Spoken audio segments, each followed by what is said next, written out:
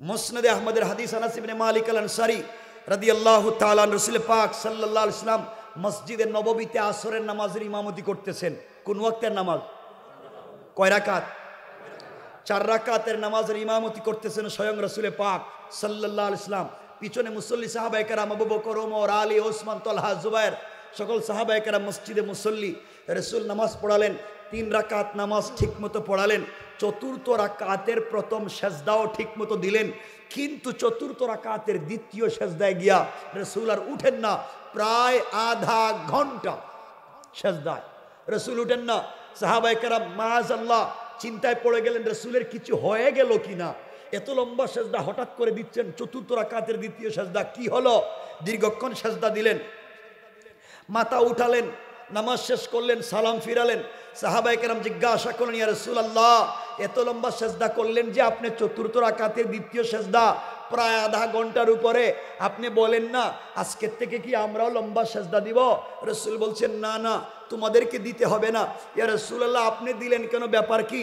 রাসূল বললেন, শোনো, আমি যখন আসরের নামাজের চতুর্থ রাকাতের দ্বিতীয় সেজদায়, তখন আমার কলিজার টুকরা নাতি হাসান ও আমার পিঠে উঠে, আমার পিঠে বসে, 2টা পা 2 দিকে ছেড়ে দিয়া আমার লম্বা চুলের মুষ্টি ধরে আমি নামাজের সেজদায়, আর আমার নাতি আমার পিঠে গুড়া দৌড়ায়। আল্লাহু আকবার বলেন। আমি নামাজের সেজদায় আর আমার নাতি আমার পিঠে। আমি চিন্তা করলাম তাসবিহ শেষ করে এখন যদি আমি উঠে যাই, নাতি যদি পিঠ থেকে পড়ে যায়, ও যদি ভয় পায় মসজিদ থেকে চলে যায়, আল্লাহ যদি বলে, কি ও মুহাম্মদ, তোমাকে খালিল না বানিয়ে হাবিব বানিয়েছিলাম, কলিজার টুকরা বন্ধু বানিয়েছিলাম, তোমাকে রাহমাতাল লিল আলামিন বানিয়েছিলাম, পুরা আলমের জন্য রহমত। একটা বাচ্চা মাত্র পিঠে উঠলো, কয়েকটা মিনিট দুষ্টামি করলো, তাও সহ্য করতে পারলেন না, নামাইয়া দিলেন। আর আমার জমিনে কত কোটি কোটি বান্দা সারাদিন নিমক হারামি করে, সারাদিন বেঈমানি করে, সারাদিন নাফরমানি করে, একটা বান্দারও আমি জমিনের পিঠ থেকে নামাইয়া দেই না। আর তোমার পিঠে একটা বাচ্চা উঠলো, কয়েক মিনিট সহ্য করতে পারলা না, নামাইয়া দিলা। আল্লাহ যদি আমাকে জিজ্ঞাসা করে আমি জবাব দিতে পারবো না। এই জন্য চিন্তা করলাম আমি নামাজ শেষ করি, নাতি নেমে গেলে নামাজ শেষ করব, সালাম ফিরে আল্লাহর কাছে মাফ চেয়ে নিব। কিন্তু সাহাবীরা, আমি যখন সালাম ফিরালাম, এমন সময় জিবরিল আমিন হাজির হলেন, মুস্কি হেসে আমাকে সালাম দিয়ে বলছেন, ইয়া রাসূলুল্লাহ, আপনি নামাজের সেজদায় আর আপনার নাতি আপনার পিঠে খেলাধুলা করে, আপনি সেজদায় থেকে যে সুযোগ দিয়েছেন, আল্লাহ তাআলা এই দৃশ্য দেখে দেখে মুস্কি মুস্কি হাসতেছে। সুবহানাল্লাহ, জোরে পড়েন। কেমন ছিল রাসূলের সালাত? রাসূল বাচ্চাদেরকে কিভাবে সাপোর্ট করলেন, আর আমরা কি করলাম? এগুলা শিখেন। এমনও ছিল একদিন হাসান, ওই যে কত অন্যদিকে চলে যায়, লম্বা করতে চাই না, হাসান জুমার নামাজে মসজিদে আসছেন, পুরা মসজিদ মুসল্লিরা ভরা, রাসূল খুতবা দিতেছেন, জুমার খুতবা। হাসান এসে এখানে দাঁড়ায় রইছে, তাকায়া দেখতেছে এদিকে সেদিকে জায়গা নাই, ছোট মানুষ, কেউ তারে জায়গাও দেয় না, দাঁড়াইয়া রয়েছে। দেখি না, নানা আমারে দেখেনি, কেউ আমার একটু জায়গা করে দেয়নি, কেউ তো আর দিবে না, বাচ্চা ছোট। রাসূল মিম্বর থেকে নেমে গেলেন, আস্তে আস্তে তিনি আসলেন, এসে হাসানের হাত ধরলেন, টাইনা টাইনা সামনে নিয়ে গেলেন, হাসানের হাত ধরে বাকি খুতবা তিনি দিলেন। সুবহানাল্লাহ বলেন। কেমন ছিল রাসূলের আদর্শ? আমরা বানাইছি কি? এই জন্য 2 হাত জোড় করে বলছি, বাবা দিন বুঝোই, আউল ফাউল শুধু এদিক সেদিক কথা শুই না, দিনকে নষ্ট করে দিও না, দিনকে বুঝো, দিনকে চিনো, নিজেকে পবিত্র করো। আল্লাহ আমাদের সবাইকে কবুল করুক, সকলে পড়ে না আমিন। এতক্ষণের কথা বুঝছেন? আসুন এখন আমরা আরো সংক্ষেপ করে দেই। সমাজের এই নোংরামি থেকে বেঁচে থাকবার পদ্ধতি আল্লাহ কোরআনে বলেছেন 4টা। কয়টা? আমি যে আয়াত তিলাওয়াত করেছি, এই আয়াতের উপরের আয়াত, এর উপরের আয়াত আমি পড়ছি সূরা আল ফুরকানের 65, আল্লাহ 63 এবং 64 আয়াতে বলছেন 3টা, আমার আলোচ্য আয়াতে বলছেন 1টা। এই 4 গুণ যার ভিতরে অর্জিত হবে, রাসূল বলেছেন মরলেই দারুস সালাম নামক জান্নাতে চলে যাবে। একটু জোরে কন্যা শুনুন, আর একটু জোরে পড়েন না। এতগুলা মানুষের জায়গা করে দিলাম, কিন্তু আসতে সুবহানাল্লাহর জন্য আওয়াজ করে পড়েন না সুবহান। আসুন আমরা সামনের দিকে যাই, মনোযোগ দিয়ে শুনেন। আমার মুসলমান বন্ধুগণ, গভীর মনোযোগ। আল্লাহ রাব্বুল ইজ্জত ওয়াল জালাল আখিরি জামানার পয়গম্বর সরকারে কায়নাত দু জাহানের সরদার নবী রহমত জনাবে মুহাম্মদ রাসূলুল্লাহ সাল্লাল্লাহু আলাইহি ওয়াসাল্লামকে আল্লাহ তাআলা জানিয়ে দিয়েছেন, বন্ধু আমার, দুনিয়ার জমিনে যারা আমি আল্লাহকে আল্লাহ বলে মেনে নিবে, দুনিয়ার জমিনে যারা নিজেকে আমি আল্লাহর গোলাম দাবি করবে, আশিক রাসূল দাবি করবে, দুনিয়ার জমিনে যারা নিজেকে আমি আল্লাহর গোলাম মনে করবে, আল্লাহর গোলামের গুণ আর কোয়ালিটি আল্লাহ বললেন চারটা। এক নাম্বার গুণ আল্লাহ বললেন ওয়া ইবাদুর রাহমানিল্লাযীনা ইয়ামশুনা আলাল আরদি হাওনা। আল্লাহ রাব্বুল ইজ্জত ওয়াল জালাল বলছেন, মুসলমানেরা, এই দুনিয়ার জমিনে যারা আমি আল্লাহর গোলাম দাবি করবে, আশিক রাসূল দাবি করবে, আমি আল্লাহর গোলাম যারা দুনিয়ার জমিনে নিজেকে মনে করবে, আল্লাহর গোলামের এক নম্বর গুণ হলো আমার গোলাম দুনিয়ার জমিনে কোনোদিন অহংকার করতে পারে না। ঠিক কিনা বলেন? অহংকার করা যাবে না। এই এলাকার ভিতরে আল্লাহ যাদেরকে টাকার মালিক বানিয়েছেন, পয়সার মালিক বানিয়েছেন, গাড়ির মালিক, বাড়ির মালিক, মিল ফ্যাক্টরির মালিক, শিল্পের মালিক, কলকারখানার মালিক, আপনার ছেলে মেয়ে প্রবাসে থাকে, টাকার অভাব নাই, আপনার ক্ষমতার অভাব নাই। আপনি যদি দুনিয়ার জমিনে চলার পথে সম্পদ নিয়ে, পয়সা নিয়ে আর ক্ষমতার কারণে দুনিয়ার জমিনে অহংকার করেন, আমার আল্লাহ চাইলে 10 তলা থেকে থাবড়াইয়া গাছতলায় নামাইয়া দিতে আমার আল্লাহর 1 মিনিটও দেরি হবে না। কোন ঠিক কিনা? এজন্য অহংকার করা যাবে। আর যদি আপনি অহংকার ছেড়ে দিতে পারেন, নিজেকে ছোট করে ফেলতে পারেন, আল্লাহ রাব্বুল ইজ্জত ওয়াল জালাল চাইলে গাছতলা থেকে, বাঁশতলা থেকে কান ধরে 10 তলার মালিক বানাইয়া দিতে আমার আল্লাহর 1 মিনিটও দেরি হবে না। কোন ঠিক কিনা? এজন্য অহংকার করা যাবে। সবাই বলেন না বাবা, যাবে? আপনারা করেননি? না না, আপনারা তো ওলিয়া উলিয়া কই না, কয় হেরা না, কয় হেরা। মানে রাখবেন, দেখবেন অহংকার তো আপনারা করেন না, আল্লাহ মাফ করুক, মাআজ আল্লাহ। এলাকায় দেখবেন বেচারার আগে পয়সা পাতি ছিল না, এলাকার নতুন পয়সাওয়ালা, এলাকার নতুন ক্ষমতাওয়ালা, নতুন পয়সার মালিক, দেখবেন পয়সার গরমে এখন এলাকার সাধারণ পাবলিক রে ঠিক মতো চিনেই না। কথা বলেন না কেন? আছে না নাই? অহংকার করা যাবে। আজ থেকে 50 বছর আগে আপনাদের এই উত্তর সিড্ডায় খবর নেন, 50 বছর আগে অনেকের ঘরে লাখ লাখ টাকা ছিল, মানে লাখপতি। আজ তার ছেলেমেয়েরা মানুষের বাড়িতে কাজ কাম করে খায়, নাই? আর আজ থেকে 50 বছর আগে এই এলাকায় অনেকের ঘর ছিল ঝোপড়ি ঘর, বৃষ্টি দিলে টিন লাগাবার পয়সা ছিল না। আজ তার 50 বছর পরে ছেলেমেয়ের ঘর আল্লাহ কোটি কোটি টাকার মালিক বানিয়েছে। আছে না নাই? কে করতে পারে? আওয়াজ করে বলেন কে? সবাই বলেন কে? অহংকার করা যাবে? মনে থাকবে তো? এখন যদি আমরা আলোচনা শুরু করি, অহংকার করলে ক্ষতি কি, অহংকার ছেড়ে দিলে লাভ কি, এই টপিকে যদি আলোচনা শুরু করি আমাদের কম পক্ষে লাগবে 3 ঘন্টা। আর শোনেন, এইটার উপরেই 3 ঘন্টার আলোচনা ইন্টারনেটে আছে অলরেডি আমার, কিন্তু আমার লাগবে কমপক্ষে আরো 3 ঘন্টা। সুতরাং আমরা শুধু এতটুকুনি বললাম যে মনে রাখবেন অহংকার করা যাবে, এতটুকুন মনে রাখেন, আমরা সামনে যাই। আবার বলেন অহংকার করা যাবে। আল্লাহর গোলামের 2 নম্বর গুণ, আল্লাহর গোলামের 2 নম্বর গুণ আল্লাহ বললেন ওয়াইদা খাতাবাহুমুল জাহিলুনা ক্বালু সালামা।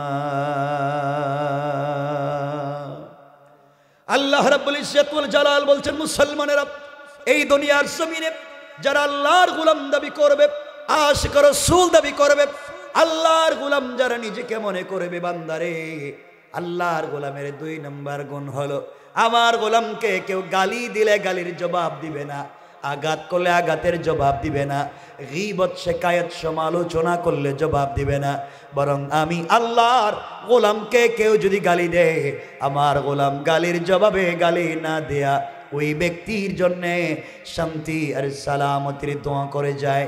পড়েন সুবহানাল্লাহ। তাহলে আল্লাহর গোলামের 2 নম্বর গুণ, গালি দেওয়া যাবে? বলেন না যাবে? আপনারা দেন না? কইলেই কয় না, রাস্তাঘাটে কামটা করে কেডা? কইলেই কয় না। সুতরাং আল্লাহর গোলামের 2 নম্বর গুণ, গালি দেওয়া যাবে? কেউ যদি গালি দেয় আমরা বিনিময়ে শান্তির দোয়া করব। রব বলেছেন, খাতাবাহুমুল জাহিলুন ক্বালু সালামা, শান্তির দোয়া করব, তাকে সালাম দিব ইনশাআল্লাহ। বলেন না ইনশাআল্লাহ? সালাম দেননি, মিথ্যা কথা বললেন না। তাহলে একটু একটু টেস্ট করে দেখি, একটু কষ্ট হচ্ছে না তো? কেউ উঠবেন না কিন্তু? উঠলে ঝামেলা আছে, আমি বলে দিন এক কথা, কিন্তু না আবার উঠবেন না, এটা আমি বুঝতেছি। যাই হোক, বলে দিই একটা কথা। ওই যে বলেন আপনারা সালাম দিয়ে টেস্ট করে দেখি, অহংকার যে শুধু আপনাদের ভিতরে তা না, আমরা যারা হুজুর আমাদের ভিতরে অহংকারের গাঁটটি ঢুকে গেছে। শুধু দোষ আপনাদের না বাবা, দোষ আমাদেরও। রাগ কইরেন না, 2 হাত জোর করে বলছি। দেখবেন এলাকার যদি কেউ বড় হুজুর হয়, এলাকার বড় হুজুর, কি হুজুর? এলাকার, সব না, মাঝে মাঝে দেখবেন এলাকার বড় হুজুর তিনি আর রাস্তাঘাটে সাধারণ পাবলিকরে সালাম দেন না, ঠিক কিনা? আমি সালাম দিব কে রে, আমি তো বড় হুজুর, আমারে সালাম দেও। এখন বড় হুজুররা সালাম দিলে ঠিক মতো জবাবও দেয় না, ঠিক আছে। বড় হুজুরের দিকে যাইতেছে, আপনি চিন্তা করলেন ওয়াজে শুনছি বড় বড় হুজুরদের সঙ্গে মুসাফাহা করলে সগীরা গুনাহ মাফ হয়। হুজুর যখন এদিকে যাইতেছে আপনি বলেন, হুজুর একটু মুসাফাহা। না না, আমার ঠান্ডা লাগতেছে, হাত দিতে চায় না। কিন্তু মুসাফার সময় যদি বড় হুজুরের হাতে এই যে একটু একটু কি হাদিয়া, হাদিয়া একটু কি, এই যে হাদিয়া, বড় হুজুরের দিকে যাইতেছে, আপনি হুজুর একটু একটু হাদিয়া, একটু মুসাফা করতাম, একটু হাদিয়া। থ্যাংক ইউ, ভেরি গুড, আবার আইসো আরো দিও। তোমার কপালে ঠাডা পড়ুক না, তুমি এখন কও আবার আইসো আরো দিও, আর তুমি এতক্ষণ কইছিলা। খারাপ লাগতেছে আমার কথায়? সবাইকে ভালো হওয়া লাগবে। জাগা আপনারাও চিন্তা করতেছেন, দাওয়াত দিছিল গাড়ারি, এদের সব দিক কয়া ফেলাইতেছে। এই যে এরে দৌড়িয়ে, আমি বেটা অসুস্থ মানুষ, বাহিরে ছিলাম, আসছি মাত্র 2 দিন হইল, এরপরও চলে আসছি। আশা করছি আপনাদেরকে কষ্ট দিচ্ছি না আমি, আর কষ্ট পাইলে মাফ করে দিন। আমি আমাকে কথা বলতে দেন, আমি একটা ধারাবাহিক আলোচনায় তো যাই, সামনে আরো সামনে যাই। আমার বন্ধুগণ, কথাগুলো দিল দিয়ে শোনেন। তাহলে বলতেছিলাম টেস্ট করব, সালাম দেননি। আল্লাহ বলেছেন তোমরা মানুষকে সালাম দিও। কি দিও? কি দিও? আর রাসূল মদিনায় যাওয়ার পরে হযরত আব্দুল্লাহ বিন সালাম বলেন, তিনি খেজুর গাছের উপরে ছিলেন। রাসূল মদিনায় গিয়া প্রথম যে কথা বলছেন মুখ দিয়া, প্রথম শব্দ ইয়া আইয়ুহান নাস আফশুস সালাম। রাসূলের প্রথম শব্দ মদিনায় আফশুস সালাম ওয়া আতইমুত তুআম ওয়াসিলুল আরহাম সাল্লু ফিল লাইল ওয়ান নাস নিয়াম ফাদাখালাল জান্নাতা বিসালাম। মহা লম্বা, ওদিকে তো যাইতামই না, শুধু বলছি রাসূলের প্রথম কথা হচ্ছে সালাম। আমি দেখি আপনারা কেমন। আমি এতক্ষণ বলছি কোরআন থেকে, এখন একটু 1 মিনিটের জন্য হাদিসে যাইতে চাই, অসুবিধা নাই তো? আমাদের কলিজার টুকরা মা আম্মা জান আয়েশা সিদ্দিকা রাদিয়াল্লাহু তাআলা আনহা, তিনি বলেন আমি যখন দেখতাম রাসূলে পাক ঘরে আসতেছেন, আম্মা জান আয়েশা বলেন আমি যখন দেখতাম রাসূল ঘরে আসতেছেন, তখন আমি ঘরের দরজার চিপায় দাঁড়িয়ে থাকতাম, পর্দার আড়ালে দাঁড়িয়ে থাকতাম, রাসূল যেন আমাকে দেখতে না পান।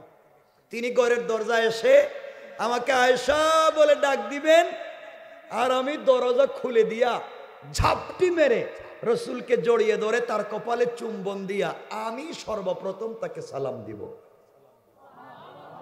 কিন্তু আম্মা জান আয়েশা বলছেন, আল্লাহে, আল্লাহর জাত ও সিফাতের কসম, আমি পুরা জিন্দগি চেষ্টা করছি রসুলের পাককে আগে সালাম দেওয়ার, কিন্তু পারলাম না। বরং রসুল গড়ে আসার অনেক দূরে থাকতে আমাকে সালাম দিতে। তো আসতে বলেন, জোরে বলেন না সুবহানাল্লাহ। রসুল আগে আয়েশাকে সালাম দিতেন। এখানে 3-4টা শিক্ষা আছে, 1 মিনিটে বইলা দিই, শুনেন আপনারা কি। রসুল আয়েশাকে সালাম দিয়েছেন, এর অর্থ হলো বড় সালাম দিয়েছেন ছোটকে। রসুল বড়, আয়েশা ছোট। রসুল সালাম দিয়েছেন আয়েশাকে, অর্থ হলো বড় সালাম দিয়েছেন ছোটকে।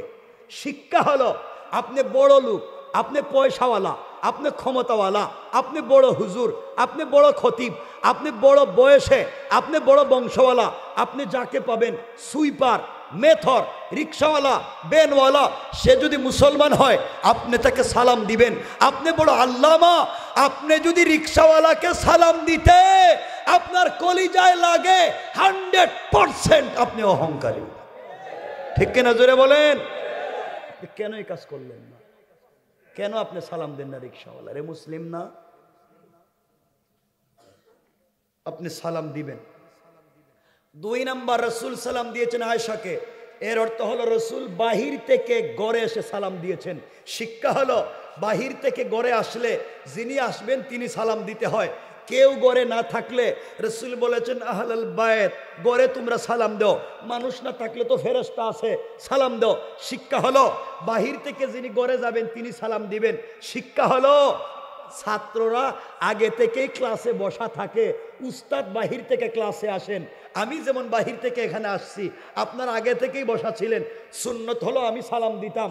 আপনারা যখন টিচার, ছাত্ররা ক্লাসে বসা থাকে, নিয়ম হলো উস্তাদ ছাত্রকে সালাম দিবেন।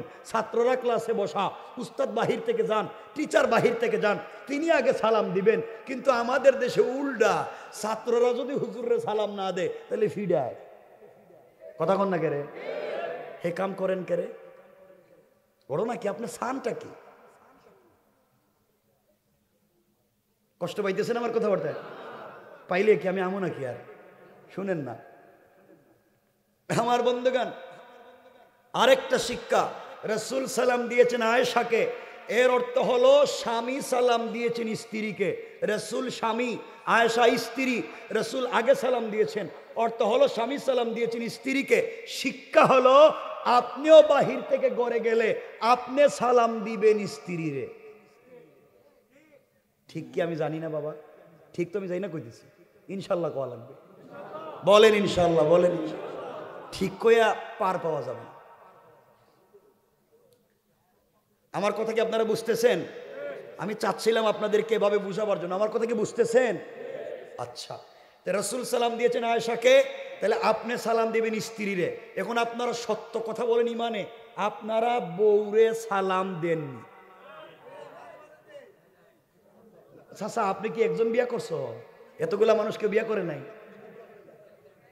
সবাই তো কোয়া লাগবো সালাম দেননি, মিথ্যা কথা কয় না, মিথ্যা কথা বলা যাবে না। মাঝে মাঝে সালাম দেন না কেন হেডে কোন? সালাম দেন না কেন হেডে কোন? হ্যাঁ, শরম করে। আর এখানে কে কইছে শরম করে? শরম করে কি? বউরে সালাম দিতে শরম করে, লজ্জা লাগে। আর বউরে ফিডাইবার সময় লজ্জা কই যায়? বউরে যখন ফিডাও তখন লজ্জা কই থাকে? ওই দিন আমার একজন বলল, বউরে পিড়াইতে মানে বউরে ফিডাইতে ফিডাইতে মারতে মারতে বউরে কইতেছে তুই আমারে আব্বা ক। চিন্তা করছি, বউ মায়ের খাইতে খাইতে পায়ে ধরে বলতেছে তুই আমার বাপ, এবার আমার সাইডে দে।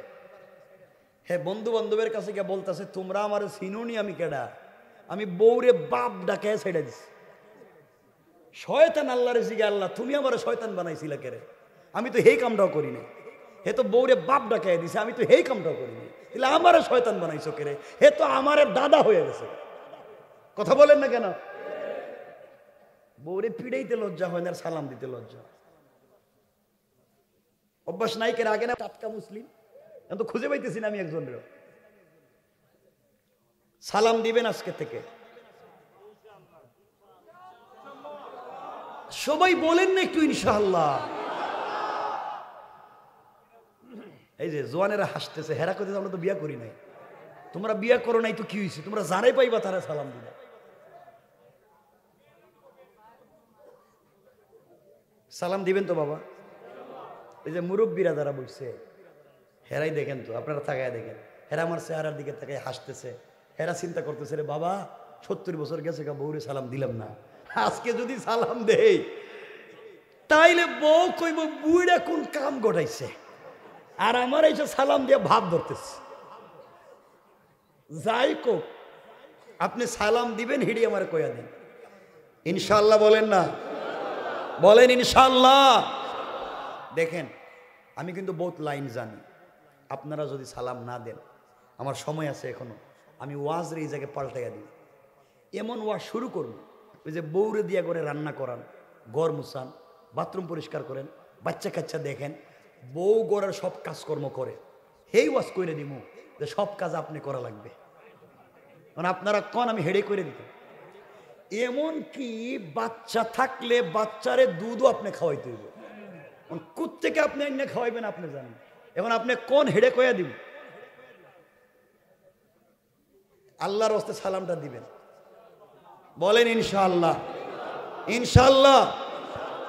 আজকে এই ওয়াজ থেকে বাসায় গিয়া ঘরের দরজায় দাঁড়াইয়া বলবেন, বউ আসসালামু আলাইকুম ওয়া রাহমাতুল্লাহ। বউ কইব মা বুড়ের আজকে কোন বুতে ধরলো, আপনি বলবেন কোন বুতে ধরেন। এই মাত্র হুজুর ওয়াজ করে দিছে আর আমি সুন্নত আদায় করে দিছি ইনশাআল্লাহ। সবাই বলেন ইনশাআল্লাহ।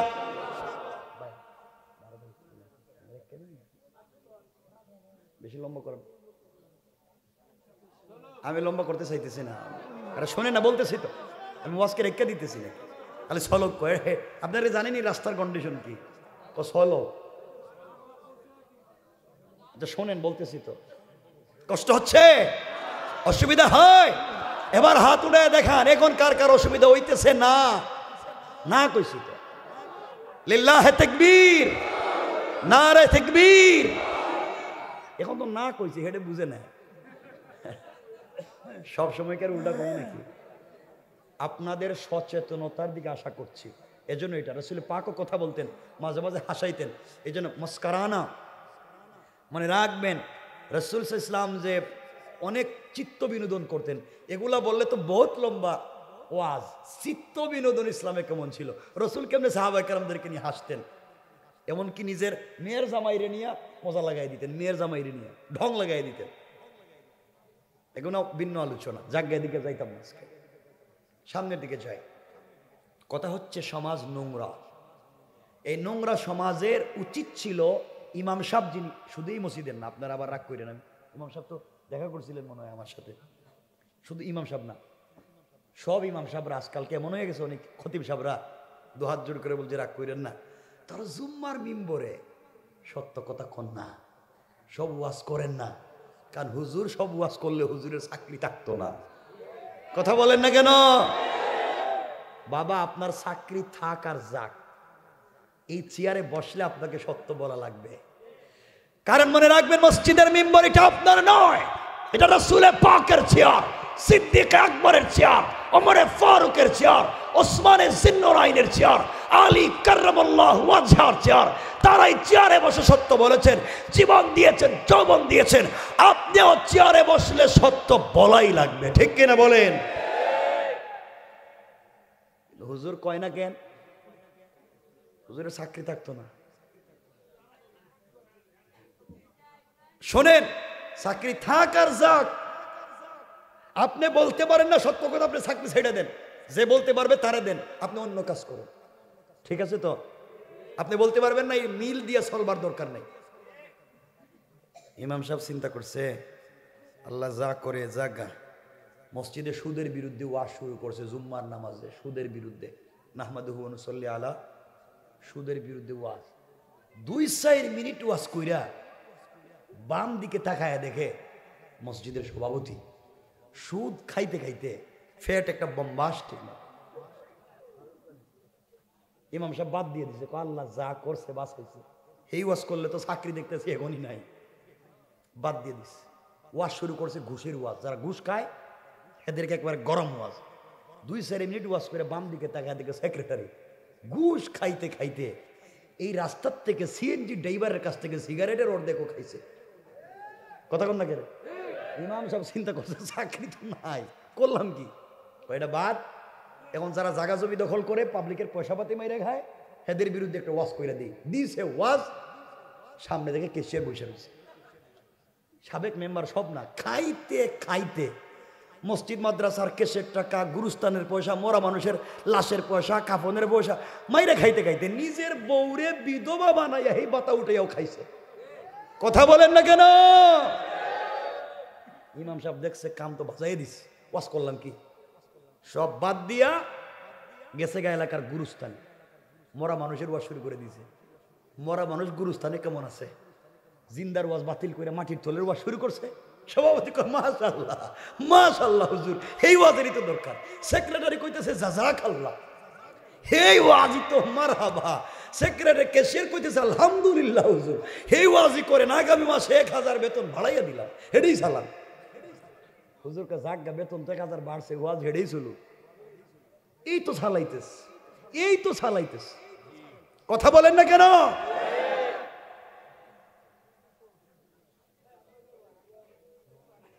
আল্লাহ আমাদেরকে হেফাজত করো। আল্লাহর গোলামের 1 নম্বর গুণ অহংকার করা যাবে, 2 নম্বর গালি দেওয়া যাবে। কেউ গালি দিলে আমরা কি দিব? সবাই বলেন। আজকে থেকে বাসায় সালাম দিব ইনশাল্লাহ, যে যাকে পাবে সালাম দিব ইনশাল্লাহ। আচ্ছা, ওখানে আরো 1-2টা কথা বাকি রয়েছে, বলে দিই। এই খাতাবাহুমুল জাহিলুনে, কথা বইল না ছেলেরা। আমরা ওই যে আমরা পরিবারকে সুন্দর বানাতে চাই, চাই কি চাই না? আপনারা চান না আপনাদের ঘর থেকে শাহজালাল, শাহপরান, শাহ মখদুম, শাহ আমানত, জুনাইদ বগদাদি, আব্দুল কাদের জিলানি, মুঈনুদ্দিন চিশতি এমন বড় বড় বুজুর্গ আপনাদের ঘর থেকে জন্মানুক চান না? এজন্য আমাদের ফ্যামিলি বন্ডিং তৈরি করতে হবে, স্বামী স্ত্রীর বোঝাপড়া ঠিক করতে হবে, স্বামী স্ত্রীর সাথে একে অপরের সম্পর্ক ভালো করতে হবে। কিন্তু আমাদের ঘরে আজকালকে স্বামী স্ত্রীর সম্পর্ক ভালো নাই। নিজে বউরে দেখতে পারে না, বউ স্বামীরে দেখতে পারে না। কথা বলেন না কেন? এই জন্য পরকীয়ার অভাব অভাব। আর মোবাইল একটা তো আছে ঘরে, মেশিন একটা তো আছে। আপনি যে ঘরে বউরে মেশিন একটা দিয়া যে বাইরে গেলেন, ব্যবসা করলেন, কাম করলেন, অফিস করলেন, বউ যে মেশিন লইয়া গেছে গা তার বন্ধু বান্ধবদের কলজার ভিতরে, আপনি জানেন নি? কথা বলেন না কেন? সে প্রেম করতেছে, পরকীয়া করতেছে মোবাইল নিয়ে। বাচ্চারা মোবাইল নিয়ে নষ্ট হয়ে যাচ্ছে, যুবকেরা মোবাইল নিয়ে ধ্বংস হয়ে যাচ্ছে। সারাদিন গান গান গান বাজনা, শয়তানি নাফরমানি, কৌতুক, সিনেমা, নাটক, এরপরে কার্টুন, এগুলো নিয়ে সব ধ্বংস। একমাত্র কারণ আজকালকে মা বাপ বাচ্চাদেরকে সময় না দিয়া মোবাইল দিয়ে দিছে সময় দিতে। কথা বলেন না কেন? সময় দিব মা বাপ, এখন দিছে মোবাইল, তো মোবাইল তো সময় দিতেছে। এই জন্য আমাদের ঘর থেকে ভালো ভালো বাচ্চা জন্ম নেয় না। আমাদের ঘর থেকে আজকালকে জন্ম নেয় বল্টু। আর দুনিয়ায় জন্ম নিয়ে খাবার খায় না, হেরা খাওয়াইতে গেলে দেখাইতে হয় মুটু পাটলু, এলে খাই না। কথা বলেন না কেন? এই জন্য আল্লাহর ওয়াস্তে বাচ্চাকে ধ্বংস করেন না, বাচ্চার হাতে মোবাইল দিয়েন না। 2 হাত জোড় করে বলছি, কোটি কোটি যুব সমাজ, ছাত্র সমাজ আর ছোট ছোট বাচ্চা এবং হাজার হাজার পরিবার শুধুমাত্র মোবাইলের কারণে ধ্বংস হয়ে যাচ্ছে। ঠিক কিনা জুড়ে বলেন?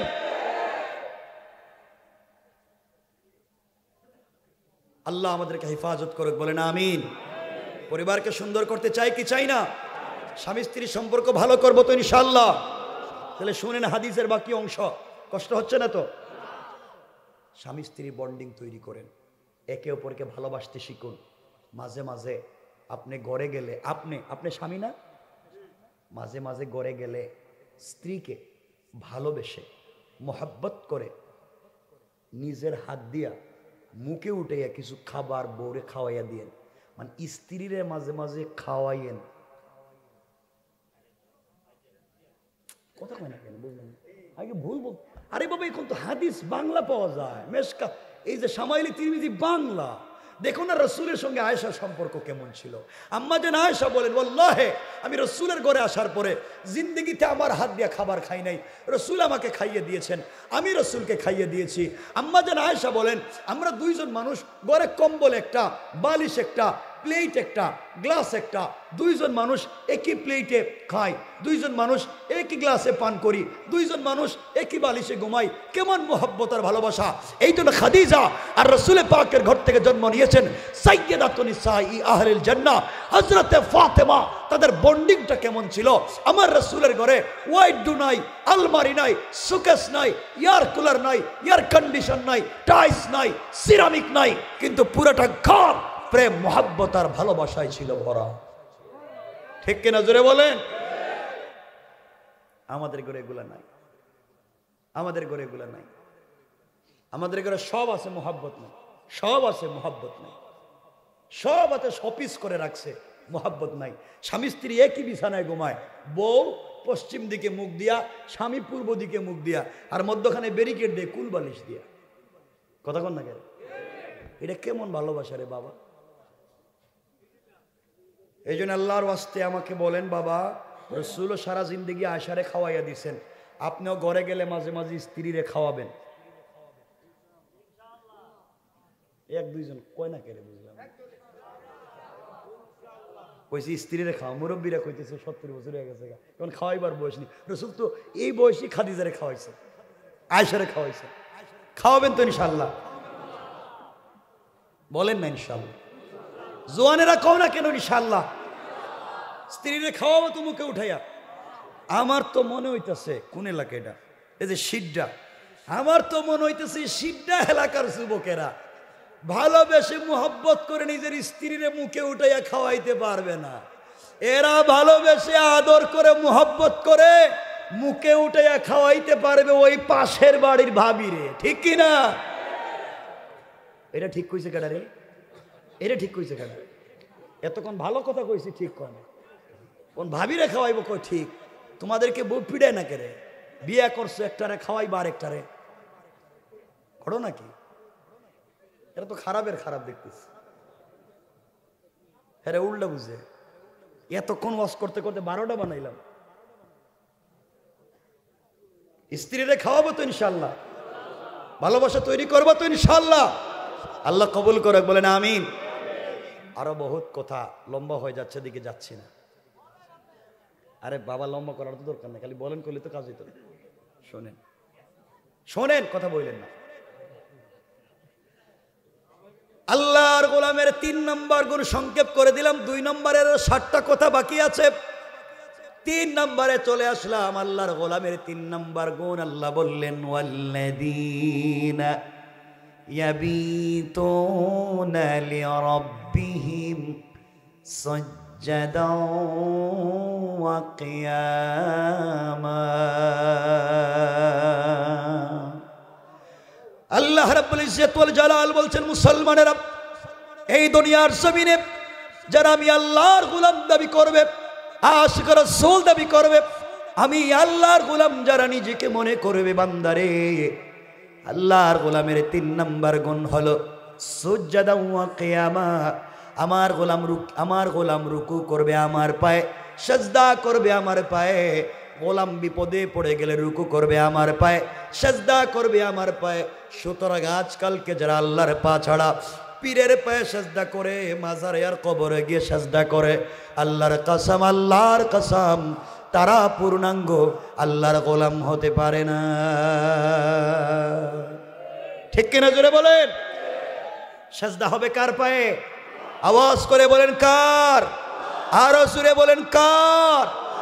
এই পৃথিবীর কোন মখলুকের, কোন সৃষ্টির পায়ে কদমে সিজদা করা যাবে?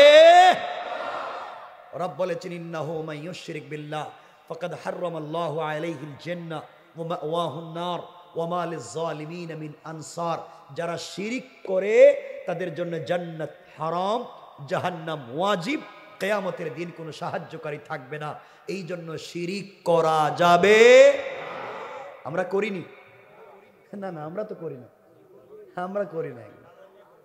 বাবা দুহাত, সব গুনাহ যাই করেন এমনকি জিনার গুনাহ রব মাফ করে দিবেন কোনো কথা ছাড়া। জেনার গুনাহ, পৃথিবীর সব গুনাহ রব মাফ করে দিতে পারেন কোনো কথা ছাড়া, শিরিক মাফ করবেন না। এখন শিরিক কেন বললাম? কষ্ট হচ্ছে না তো? রাসূল সাল্লাল্লাহু আলাইহি ওয়াসাল্লাম ঘরে বসা, সাহাবায়ে কেরাম মসজিদে বসে ফজরের পরে কথা বলতেছেন। রাসূল ঘর থেকে বের হলেন, সাহাবায়ে কেরামকে জিজ্ঞাসা করেন কি কথা বলো? সাহাবায়ে কেরাম বলছেন, এ রাসূলুল্লাহ, আমরা দাজ্জালের ফিতনা নিয়ে কথা বলি। রাসূল বললেন, তোমাদের কি আমি দাজ্জালের ফিতনার চাইতেও আরো ভয়ঙ্কর অপরাধের কথা বলতে পারি? সাহাবায়ে কেরাম বলছেন, ইয়া রাসূলুল্লাহ, দাজ্জালের ফিতনার চাইতেও বড় অপরাধ আছে?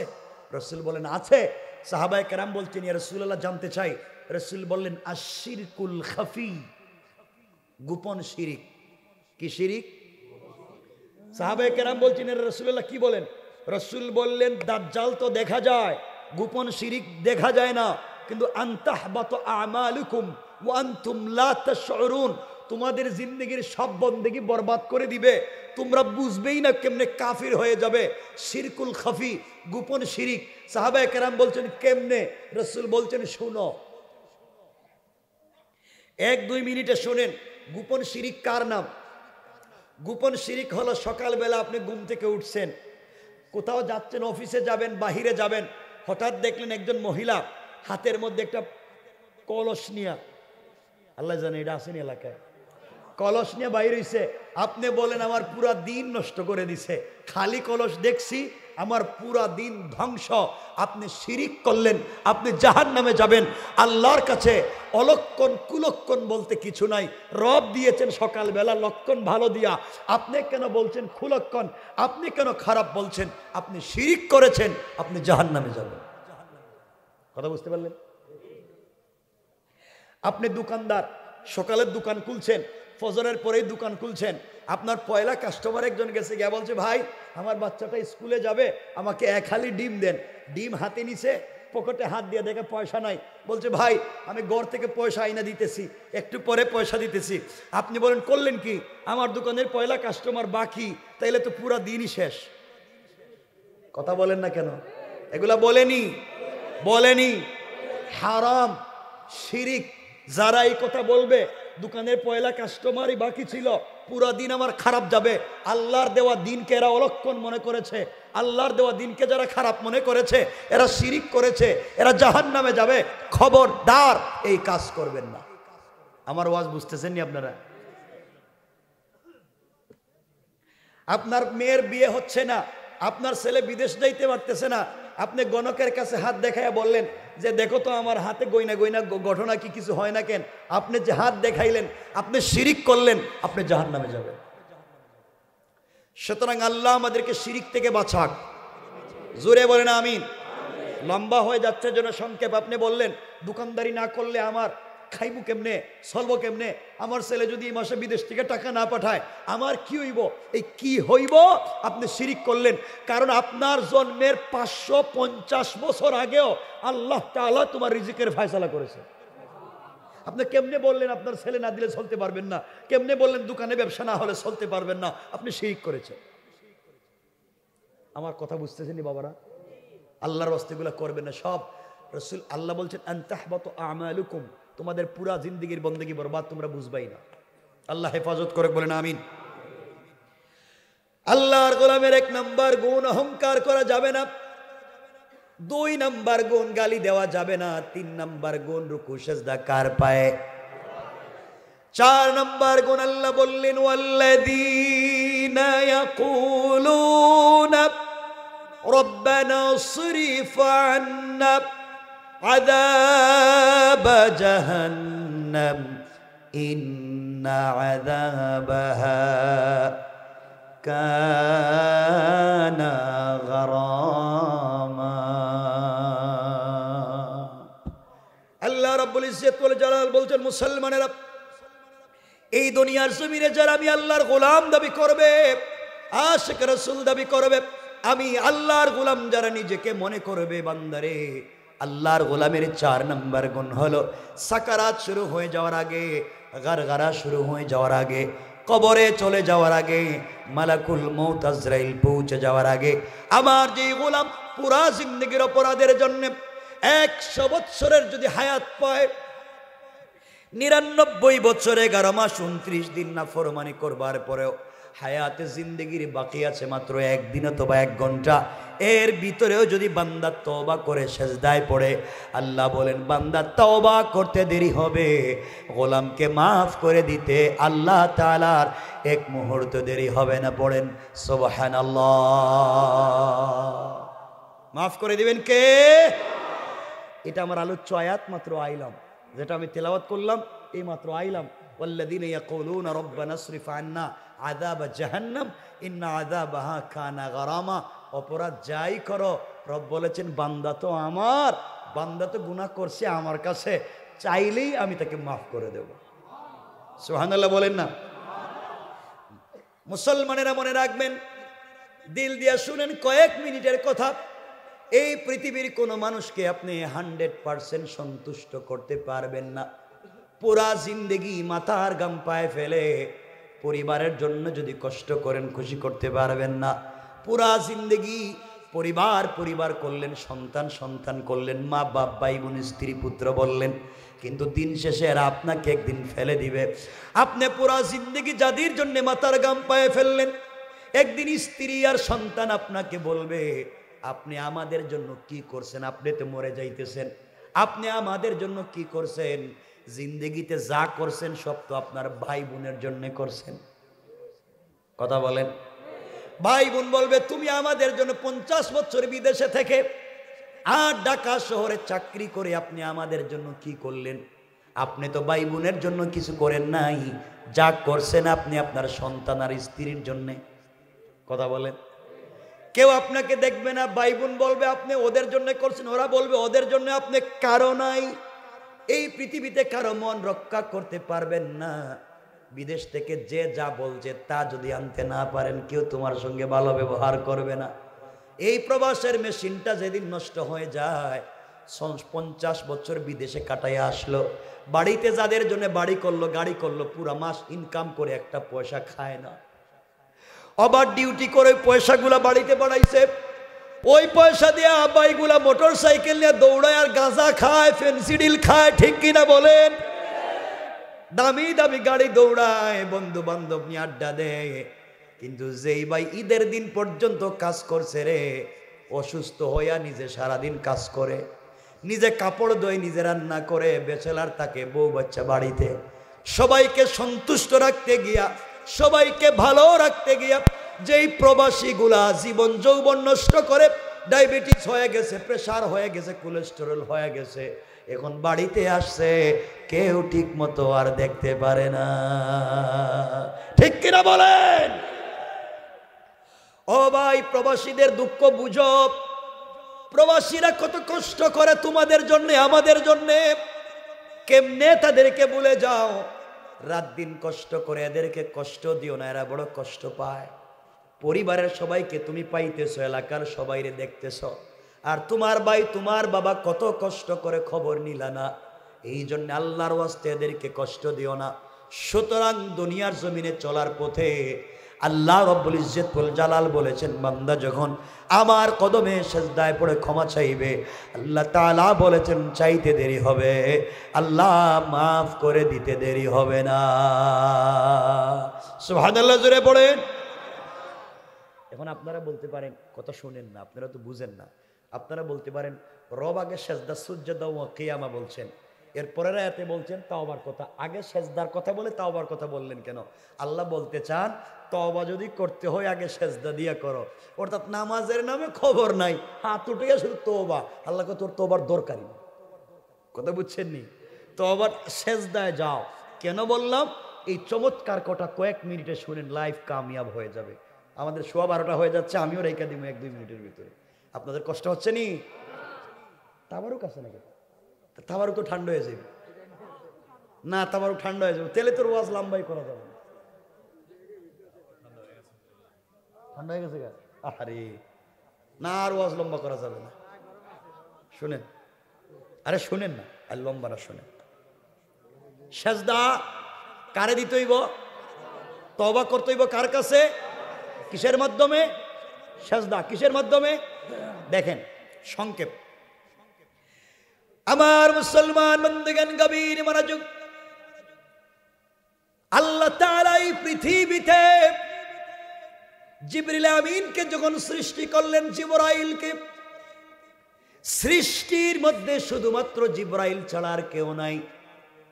জিবরিল আমিন আল্লাহকে ডাক দিয়ে বলছেন, আল্লাহ তাআলা এই পৃথিবীতে কোনোদিন তোমাকে অসন্তুষ্ট করতে চাই না।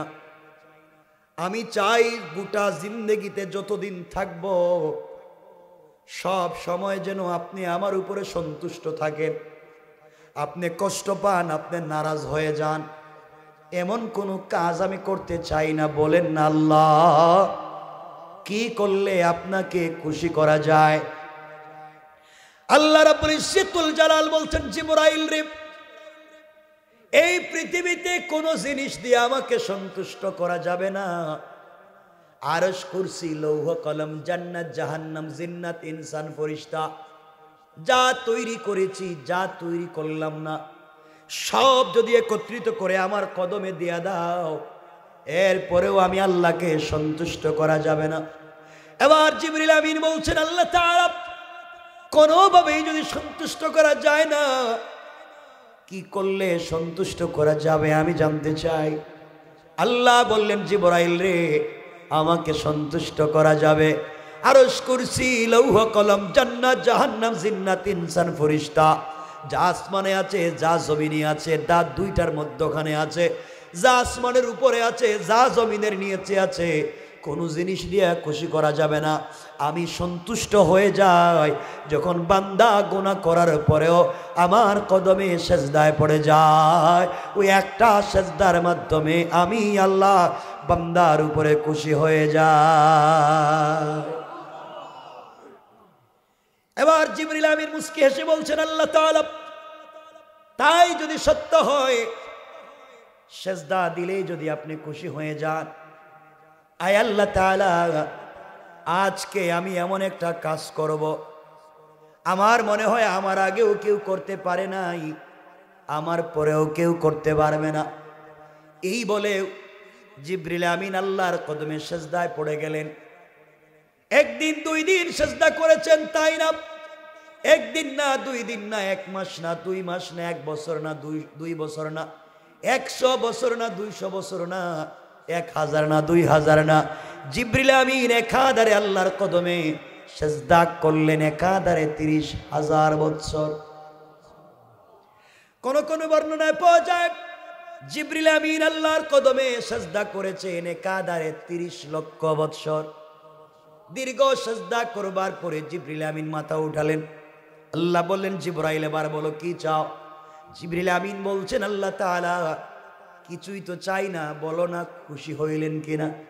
আল্লাহ বলছেন, জিবরাইল শোনো, 30 লক্ষ বছর সেজদা করেছো, আমি সন্তুষ্ট কিনা জানতে চাইছো। জিবরাইল প্রশ্নের জবাব জানবার আগে আমার আরশে আজিমের স্ট্রাকচার, ডিজাইনের দিকে একটাবার তাকাও, আরশে আজিমের গেটের দিকে একটাবার তাকাও। জিবরিল আমিন আল্লাহ তাআলার আরশে আজিমের দিকে লক্ষ্য করলেন, তাকাইয়া দেখেন ওখানে লেখা আছে লা ইলাহা ইল্লাল্লাহু মুহাম্মাদুর রাসূলুল্লাহ। জিবরিল আমিন বলছেন, আল্লাহ তাআলা 30 লক্ষ বছর সিজদা করেছি, আপনি সন্তুষ্ট হলেন কিনা জানতে চাইলাম। কিনা আপনি আমাকে স্ট্রাকচার দেখাইয়া দিলেন, ওখানে কালিমা লেখা, আমি প্রশ্নের জবাব জানতে চাই। আল্লাহ বললেন, জিবরাইল রে, তোমার প্রশ্নের জবাব ওই কালিমার ভিতরে আছে। জিবরাইল বলছেন, আল্লাহ তাআলা আমাকে বুঝাইয়া দেন।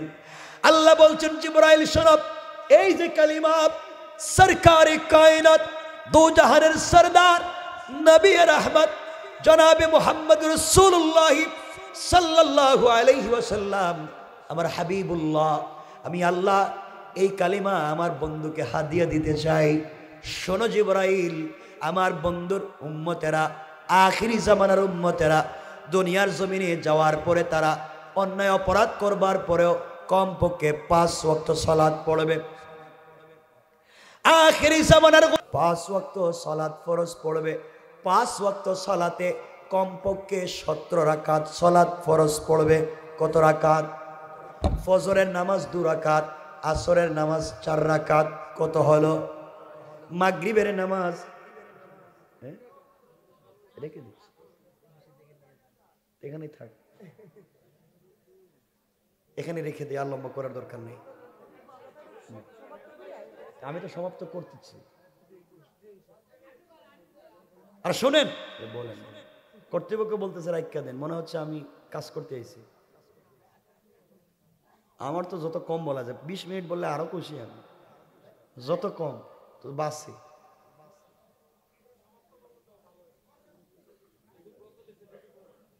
আমি রেখে দিচ্ছি 1 মিনিট, 1 মিনিট আমাকে কথা, আমি এমনি রেখে দিতাম, কথা বলতে চান কেন আপনারা? জিবরিল আমিন আল্লাহ তাআলার কাছে বলছেন, আল্লাহ তাআলা বলেন না কি আমাকে বলবেন? আল্লাহ বলছেন জিবরাইল শোনো, আখিরি জামানার গোলামেরা প্রতিদিন কমপক্ষে 17 রাকাত সালাত ফরজ পড়বে। ফজরের নামাজ 2 রাকাত, জোহরের নামাজ 4 রাকাত। কত হলো? আসরের নামাজ 4 রাকাত। কত হলো? মাগরিবের নামাজ 3 রাকাত। কত হলো? ইশার নামাজ 4 রাকাত। কত হলো? আল্লাহ বললেন জিবরাইল রে, আখেরি জামানার গোলামেরা কমপক্ষে প্রতিদিন 17 রাকাত সালাত ফরজ পড়বে। প্রত্যেকটা রাকাতে কমপক্ষে 2টা করে সেজদা দিবে। প্রত্যেকটা সেজদায় কমপক্ষে 3 বার করে পড়বে সুবহানা রাব্বিয়াল আলা। আখেরি জামানার গোলামেরা তওবা করে সেজদায় গিয়ে যখন একবার পড়বে সুবহানা রাব্বিয়াল আলা, জিবরাইল তুমি 30 লক্ষ বৎসর সেজদায় পড়ে যে শান মান আর মর্যাদার মালিক হতে পারলা না, আখেরি জামানার গোলামেরা সেজদায় গিয়ে একবার যখন পড়বে সুবহানা রাব্বিয়াল আলা, একবার যখন পড়বে ওই একবারের সুবহানাল্লাহর মর্যাদা শান মান তোমার 30 লক্ষ বৎসরের মর্যাদার চাইতে আমি আল্লাহর কাছে বাড়ি হয়ে যা। এই জন্যে আল্লাহ বলে দিয়েছেন আমার তেলাওয়াতকৃত আলোচ্য আয়াতে, ওয়াল্লাযীনা ইয়াকুলুনা রাব্বানা সরিফ আন্না আযাব জাহান্নাম ইন্না আযাবাহা কানা গারামা। আল্লাহ বলেছেন বান্দারে তওবা করো, সাকারাতের আগে সেজদায় গিয়ে তওবা করো। জিবরাইলের 30 লক্ষ বছরের সেজদার চাইতে তোমার একবারের সুবহান রাব্বিয়াল আলার দাম বেশি। এই জন্য যেই গোলাম সেজদায় পড়ে যায় সাথে সাথে আল্লাহ তাআলা বান্দার পুরা জিন্দেগীর অপরাধগুলোকে ক্ষমা করে দেয়।